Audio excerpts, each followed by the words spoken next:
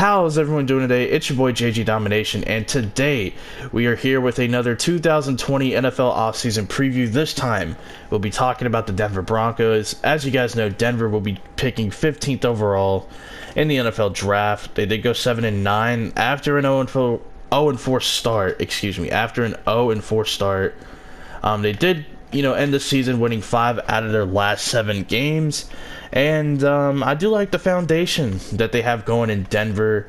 They did bring in Pat Shurmur to be their offensive coordinator, former offensive coordinator for the Minnesota Vikings and former New York Giants head coach. I like him better as an offensive coordinator, so we'll see how things go. And then, of course, like I said, we got to see Drew Lock play a little bit. We know Vic Fangio is going to do his thing defensively. Everywhere he's gone, he's had a great defense, when it was all said and done. And we're going to look and see what he can get done here with the Denver Broncos. So their total cap space via Spotrac. As you guys know, we do cover several different aspects of the rebuild. And we're going to start off with how much money they have right now. Total cap space via Spotrac, $58 million as of now. And again, I say this every video, it's based on their site, okay? If it's inaccurate, I do apologize. There are different sites you could use. I just prefer to use Spotrac. To me, it's a better visual representation in terms of the breakdown and stuff. That's all it really is. But $58 million, good money for Denver. However, they do have some key free agents that they need to look in bringing back. And we're going to talk about those notable free agents right now, starting off with safety Justin Simmons, cornerback Chris Harris Jr., defensive lineman Shelby Harris, defensive lineman Derek Wolfe, and center/guard Connor McGovern. So we'll start off with Justin Simmons. He had a complete breakout year for Vic Fangio. I mean, he was great. He was great this year. One of those players who kind of went under the radar in terms of the national eye, but if you just take a look at the film, and these are terms you're going to hear for the next 2 to 3 months, talking about players as film, upside, potential, this, that. I mean, it's draft season, okay? You're going to hear those terms a million times. But if you go back and look at some of Justin Simmons' games, the guy's a beast, okay? The guy's a beast, and he was even better with Vic Fangio. It was the perfect marriage for him in terms of, great player / defensive-minded coach. We'll see if Simmons actually does end up coming back. He's going to have a pretty good market, I'd imagine. Chris Harris Jr., it sounds like he's not coming back from everything that has been reported / things that I've heard. It sounds like Chris Harris ain't coming back. It sucks, but, for Chris Harris, time for the next chapter. Maybe he wants to go try to win a ring. Denver, I don't think they're quite in that position just yet, but, I don't blame Chris Harris. He's a great player. Hey, you're a free agent, go get you a ring, bud. We got a roster spot for you in Green Bay if you're interested. Defensive lineman Shelby Harris and defensive lineman Derek Wolfe. 2 good linemen in their 3-4 scheme, but they're replaceable. They're fine players. They're good. I think Shelby Harris is a little better right now at this stage, but they're both replaceable. It's not one of those positions I'd worry about too much if I'm Denver. And then Connor McGovern, provides good depth. He's a guy that could start for a team, but for this team, he's kind of, fringe starter / good depth. So, do with that as you will. Now we're going to look at some potential roster cuts, and let's just start off with the obvious. We have Joe Flacco. If you would have cut him last year after making the trade, you would have saved $20 million. Now, if you cut him, you only save $10 million, which is still a good chunk of change. Of course, you'd like to save more to get more, but Drew Lock did need some time to sit and develop, and Flacco was the guy that was going to bridge the gap. And now you could cut Flacco. He can get $10 million, or you can get $10 million. You can save $10 million, which is good. It helps the cap space, obviously. And then the next player, inside linebacker Todd Davis. He would save roughly $5 million. But he's one of these players who has a club option, which means the team or, him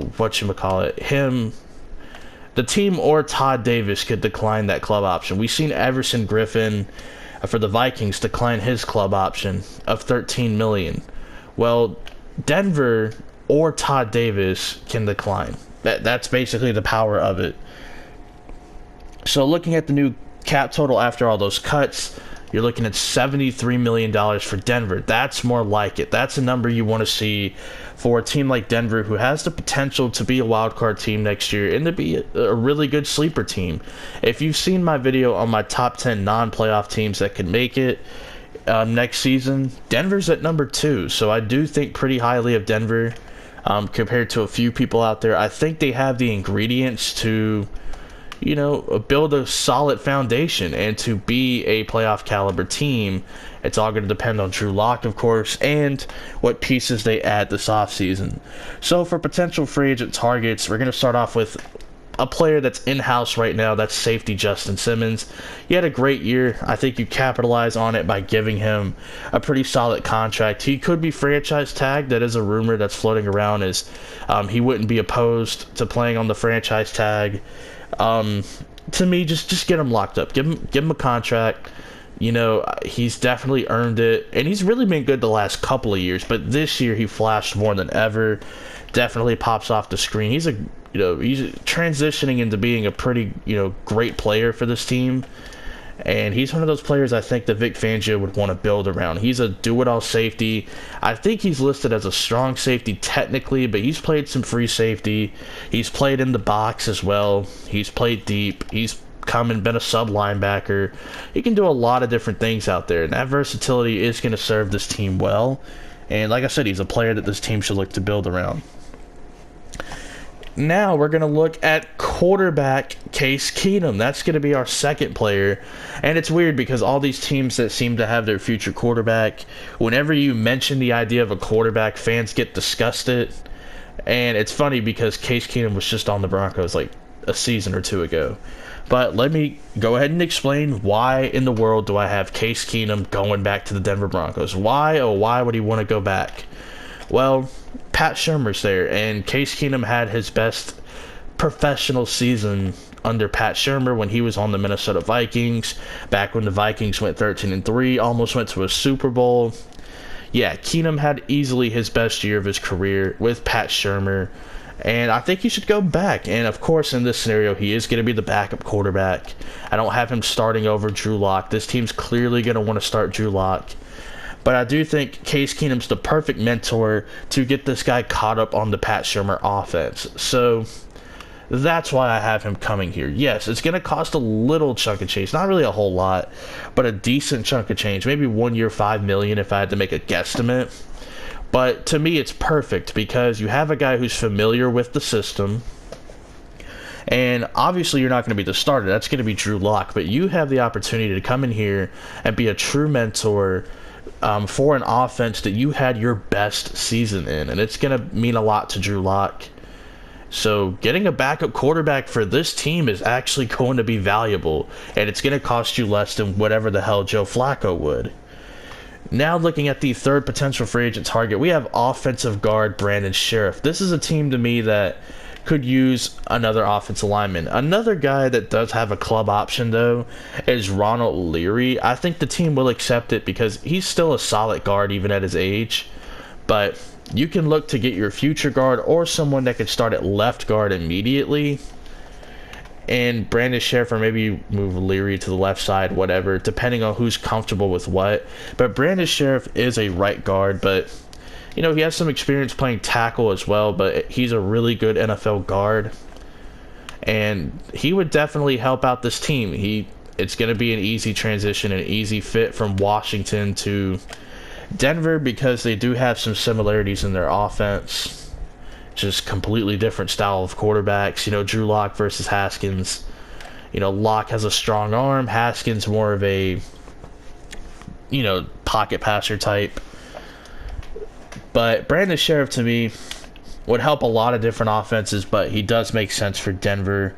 A team that could look to add, their future guard and a current guard in the form of Brandon Scherff. And then the next free agent is going to be defensive tackle Snacks Harrison. So this is a guy and Damon Snacks Harrison, who recently was released by the Detroit Lions because Snacks Harrison contemplated the idea of retirement a couple of times. And it's funny that Detroit actually released him because of how they did Barry Sanders and Calvin Johnson. Those situations are extremely muddy and a little bizarre, to tell you the truth, but I'm just surprised that they actually allowed a player to be released that basically contemplated retirement. But there's not really that many true fits out there for Damon Harrison because he is a 3-4 nose tackle. You know, you can't just plug him in a 4-3 defense and expect him to do what he does. Kind of like what they did in Detroit, but they run more hybrid looks, so it's okay. Harrison's going to get his opportunities to be a true nose, and then he's going to get his opportunities to be, you know, a 4-3 defensive tackle. So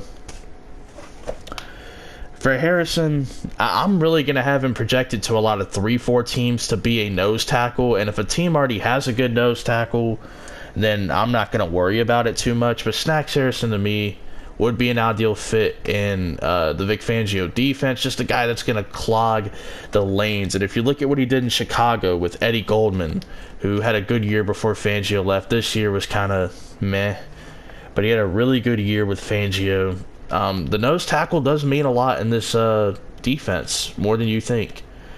So he's going to push the pocket. He's going to be a great run stuffer. You know that. That's his reputation. He's also older, so you can give him a short-term deal. It doesn't have to be anything major, like just 1 year, maybe $3.5 to $5 million. You know, like I said, you're going to be smart and savvy with your money. And then the final free agent target, cornerback Jimmy Smith. Jimmy Smith is going to be a good fit for a lot of defenses. I think I've had him in one video already, maybe 2 videos. Las Vegas and Tampa Bay, I think those were the 2 videos, right? So I have him in this one. Again, just another good fit. He's going to fit a lot of these teams that are good teams, but they just need the help at corner for an affordable price. Denver has a lot of cap space. It's not going to be an issue, and he's going to be a good plug-and-play starter on the outside for Denver. This team has a lot of good slot corners. Bryce Callahan, Kareem Jackson occasionally will play the nickel. Chris Harris, but of course, he's gone. You know, I don't think they'll bring him back. I don't think he has any desire to come back either. I did hear trade rumors, of course, about Darius Slay. The only reason I did not have that go down in this video is because of this scenario right here. Them getting Jimmy Smith. The only thing they have to give up is money. You know, because Jimmy Smith is going to come at a decent price, but you have to give money to Slay, most likely extend him, and trade draft capital. Jimmy Smith is around the same age as Darius Slay. Sure, Slay is slightly better because of his reputation mainly, but, you know, as a player as well, slightly better. But I think due to the circumstances, I'd much rather have Jimmy Smith than Darius Slay. I hope that's not too much of a quote-unquote hot take, but it's just my opinion, just based on the circumstances. I think Jimmy Smith will be a better get than Darius Slay for the team. Now my first round pick in my mock draft 1.0. Again, if you haven't seen it, what the hell are you doing? I do plan on doing a mock draft 2.0. It'll come out about a week and a half after the combine. You know, it'll be somewhere in that, you know, area, you know, right before free agency, of course. But with the 15th pick, I do have the Denver Broncos, based on my mock draft 1.0, taking wide receiver Henry Ruggs. Now, if Henry Ruggs breaks the 40, he's not going to be here at 15. He'll be way past gone. He might be a top 8 pick if he breaks that damn 40, which is insane. Like, I could see, you know, I can just totally see that happening, you know. You know, if he does break it, he's going to be gone. Like, way before that 15th pick. But that's where I have it now. I don't think he's going to break the 40. I think it'll be somewhat close. I think maybe 4.27. You know, I don't think he'll get 4.21 or 4.2 flat. You know, but it's all really just on a stopwatch. If he plays fast, then still, that's going to be much valued. But yeah, Henry Ruggs to me is a good compliment to Courtland Sutton and Noah Fant. Just that over-the-top deep threat who could do some work underneath. I mean, that's what you want these days. Positions to address during the draft. Definitely offensive and defensive line depth. To me, this team is going to prove to be the strongest in the trenches. And you look at their offensive line, like Garrett Bowles is kind of on a one-year prove-it deal, essentially. He's got 1 year left on his contract. You're going to have to look to potentially draft his replacement because he's had a pretty underwhelming career. And when he entered the draft, he was one of these older rookies. So he's not a guy who is going to be like 26 entering free agency. He's going to be like 29. Yeah, he's already kind of old in NFL years. So that's something to consider. And in defensive line depth, we only addressed one defensive lineman, and that's Snacks Harrison. This draft will have a couple to choose from, but be weary, you know what I'm saying? Like, just try to make the best value picks. Edge rushing depth. The reason I did have edge rushing depth is because Von Miller is getting older. I think he has 2 years left on his current deal, but you do have to start thinking about the future because a lot of these players on your defense, some of your best defensive players, are old. I mean, there's no nice way to say it. They're old. Or seasoned, I guess. Seasoned veterans. But yeah, you need to start looking at edge depth. You need to start thinking about your future. It's definitely something you need to consider. Wide receiver depth, outside of Sutton, Ruggs, and Deshaun Hamilton, you do need to try to develop some more depth. It wouldn't hurt to draft another receiver or two in this class, just for competition's sake. And then defensive back depth. This is a team that, needs to try to get more depth in there. For the Broncos, clearly. They just need to try to get more corner depth. Maybe some more safety depth because Kareem Jackson is in his 30s. And Simmons, he's going to be on that big contract and whatnot. So, we'll just see how the draft falls. Maybe they're in a position where they can take a good corner or a good safety. I'm pretty sure they will in this draft. But hopefully you guys enjoyed, man. Let me hear your thoughts down below. What would you do if you're the Denver Broncos? And peace out.